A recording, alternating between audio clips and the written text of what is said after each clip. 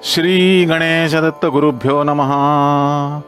अखंडमंडलाकारं व्याप्तं येन चराचरं तत्पदं दर्शितं येन तस्मै श्री गुरुवे नमः. गुरु आणि ग्रंथ 2 यातील भक्त आणि भक्ती या अध्यायाचे मी पठण करीत आहे.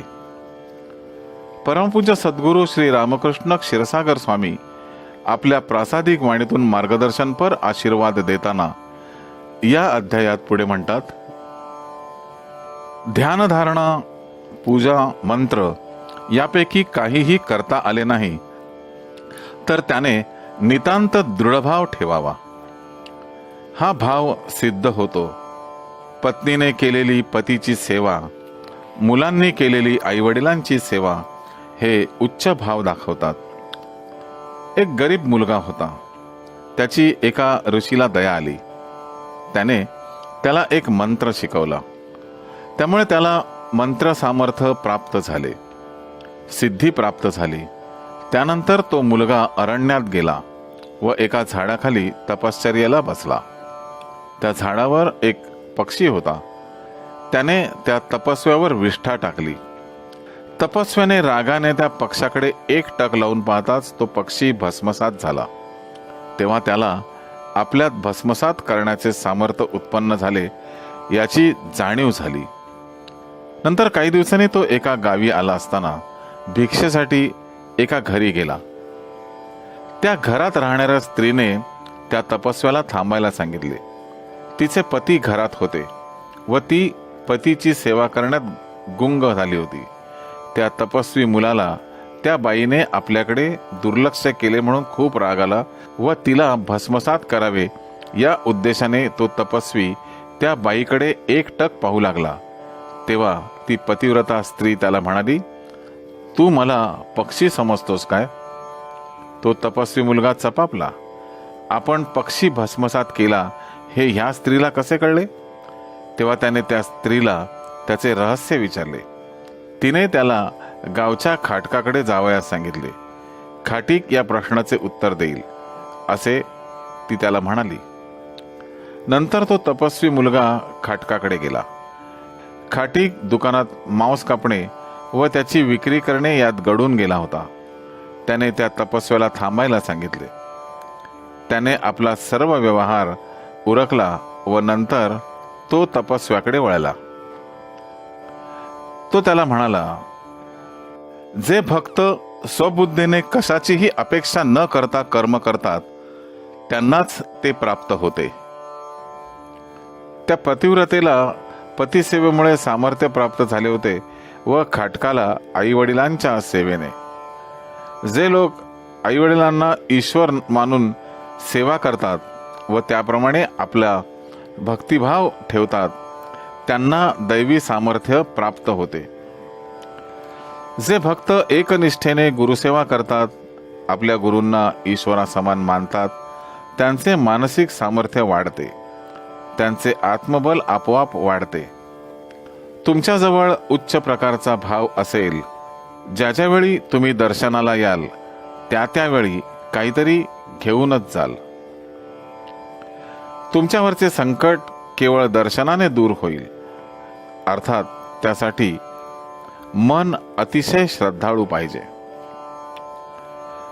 प्रत्येक मनुष्याने परमेश्वराची भक्ती केली पाहिजे, परंतु निव्वळ भक्ती उपयोगाची नाही, तर त्याच्या जोडीला ध्यान, धारणा, प्राणायाम यांची सुद्धा आवश्यकता असते. मगच भक्ती स्थिर होऊ लागते. ध्यान, जप, तप हे भक्तीच्या बरोबर पाहिजेत. नुसत्या योगाभ्यासाने श्रेष्ठत्व येत नाही. योग व भक्ती यांच्या साहाय्याने श्रेष्ठत्व येते. दुधाला साय येण्यासाठी अग्नीची जरुरी आहे. दुधामध्ये आपोआप साय निर्माण होत नाही. तद्वत भक्ती आचरताना योग आचरला पाहिजे.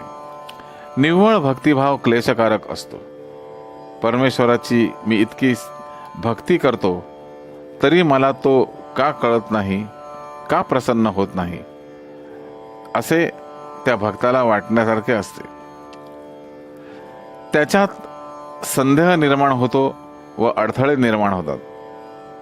जे भक्त कर्तव्य बुद्धीने उपासना करतात त्यांना अडथळे येत नाहीत. नुसताच भक्तिभाव किंवा नुसतीच श्रद्धा असूनही चालत नाही, तर त्याला ज्ञानाची जोड पाहिजे. भक्ताने ईश्वराची आठवण ठेवावी.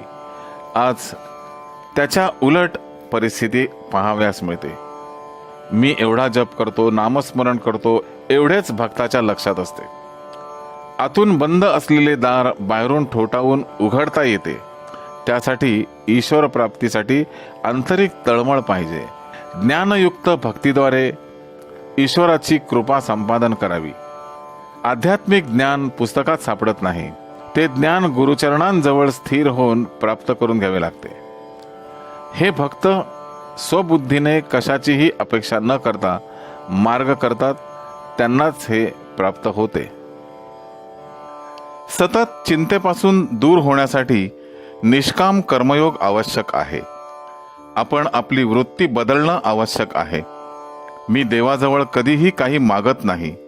सदैव दास वृत्तीने त्याच्या चरणी असतो. देवाचा स्वभाव असा आहे की जो भक्त मागतो त्याला तो कधीही देत नाही, पण जो कधीही काहीही मागत नाही त्याला ईश्वर भरपूर देत असतो. भगवान श्रीकृष्णाकडे सुदामा गेले, पण त्यांच्याजवळ त्यांनी काहीही मागितले नाही. तरीही भगवंतांनी त्यांना भरपूर ऐश्वर्य दिले.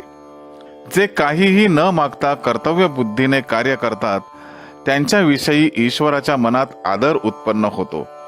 त्यांना आपोआप सर्व प्राप्त होत असते. निसंशय मनाने भक्ती करा. ईश्वर आपल्या जवळच आहे. ईश्वराचा एक गुण आहे, तो आपल्याला आपणहून कधीही देणार नाही. तसेच आपल्याला सोडून कुठेही जाणार नाही. आपण मात्र उपासनेद्वारे त्याला ओळखले पाहिजे, त्याच्याजवळ गेले पाहिजे. कर्तव्य केल्याने आनंद प्राप्त होत असतो, परंतु तो क्षणिक असतो. त्याचे समाधान फार काळ टिकत नाही. आपण चांगल्या कामासाठी पैसे खर्च केले तर त्याचा आनंद निश्चितपणे मिळतो, परंतु तो आनंद त्या दिवसापुरताच असतो. भक्तीचा आनंद तसा नाही. तो आनंद चिरकाल टिकतो. परमेश्वर आपल्यासाठी काय करतो ते पाहण्यापेक्षा आपण परमेश्वरासाठी काय करतो ते पाहणे उत्तम. श्री गुरुदेव दत्त. गुरुबंधू आणि भगिनीनो, या पुढील आशीर्वादासाठी पुन्हा भेटूया उद्या सकाळी 6 वाजता. श्री गुरुदेव दत्त.